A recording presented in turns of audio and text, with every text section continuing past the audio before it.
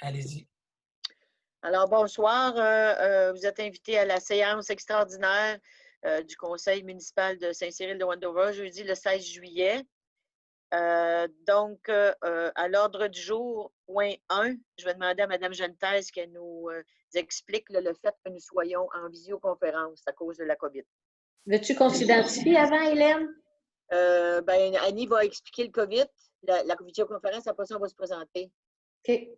Est-ce que vous voulez que je lise tous les considérants et tout? Oui. Non, juste la résolution. Juste le résolu. Parfait.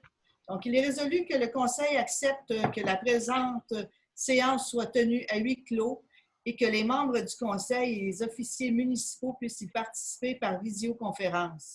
Que la présente séance sera enregistrée et rendue disponible sur le site web de la municipalité. J'en fais la proposition. Qui seconde? M. Jacques seconde. Oui. Alors, nous allons nous présenter. Oui, Mme Larolle, il y aurait une modification. À l'ordre du jour, le point 1, il y a une erreur. C'est séance extraordinaire du 16 juillet. Oui, c'était déjà corrigé, mais la vôtre, je l'ai vue après, mais Ginette me l'a fait remarquer ce matin. Donc, merci de le souligner, mais oui, c'était corrigé déjà. D'accord, merci. Merci. Okay, alors, on va se présenter. District numéro 1. Pierre Lavigne. District numéro 2. Jean Thèse. District numéro 4. Marthe Garneau. District numéro 6. Sylvain Jacques. Le district numéro 3, le poste est vacant. Le district numéro 5, M. Sylvain Baron est absent. Je voudrais juste mentionner, premièrement, Vincent Chalifour, le greffier. Comme l'exige le code municipal, je vais juste certifier que M. Baron, même s'il est absent, a été un avis de convocation lui a été dûment signifié dans les délais légaux. Donc, il ne pouvait pas être présent.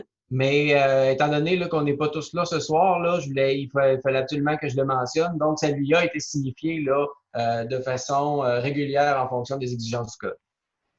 Ça va. Alors, le point 2, l'ordre du jour, adoption, Mme Garneau. Alors, il est proposé, attendez un petit peu, je m'étais rendu plus loin. Il est résolu d'adopter l'ordre du jour tel qu'il a été proposé. J'en fais la proposition. Avec la correction au lieu du 17 du 16 juillet. Oui. Qui seconde? Je seconde, Pierre Lavigne. Monsieur Lavigne. Le point 3, règlement 437-7 unifamilial jumelé dans la zone R27, grille d'usage modification. Mme Garneau. Il est résolu d'adopter tel que présenté le règlement 437-7.1, lequel a pour objet de modifier la grille d'usage du règlement de zonage 437 afin de permettre l'usage R1-1 habitation unifamiliale jumelée dans la colonne de la zone R27. J'en fais la proposition. Qui la seconde? La seconde. Monsieur Jacques. Le point 4, domaine aux dettes, autorisation des travaux. Monsieur Lavigne. Il est résolu d'autoriser le début des travaux selon le calendrier des travaux tel que déposé au dossier. Que l'autorisation demeure conditionnelle à la réception des copies des garanties d'exécution fournies par l'entrepreneur au promoteur, à l'approbation du règlement numéro 437-7 par la MRC de Drummond. J'en fais la proposition. Qui la seconde? La seconde. Monsieur Jacques.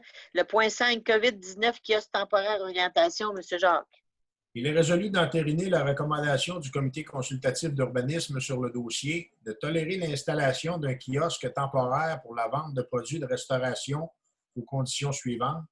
Le kiosque doit être temporaire, donc présent uniquement durant la période entre la date d'adoption de la présente résolution et le 15 novembre 2020 au plus tard.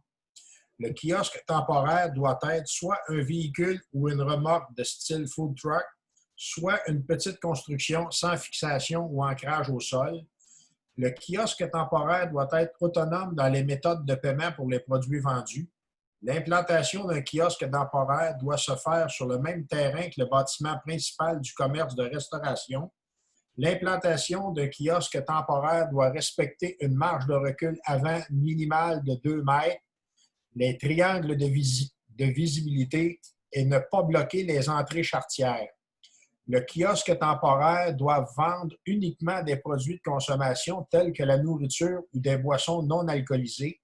Toute autre norme et obligation imposée en fonction d'une loi ou d'un règlement municipal, notamment les normes de santé et sécurité, doivent être respectées.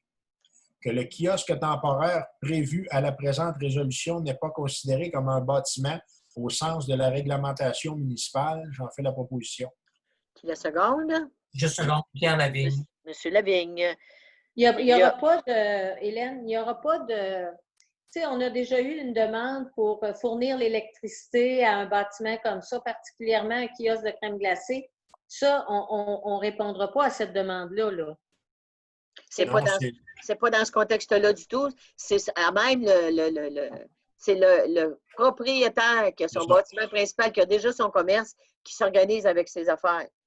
Okay. La municipalité n'a pas fourni rien du tout. Okay. Donc, il n'y aura pas de période de questions. Ça se termine ainsi. Qui demande la levée de l'Assemblée? Je propose Pierre Lavigne. Donc, M. Lavigne. Donc, on conclut la séance spéciale.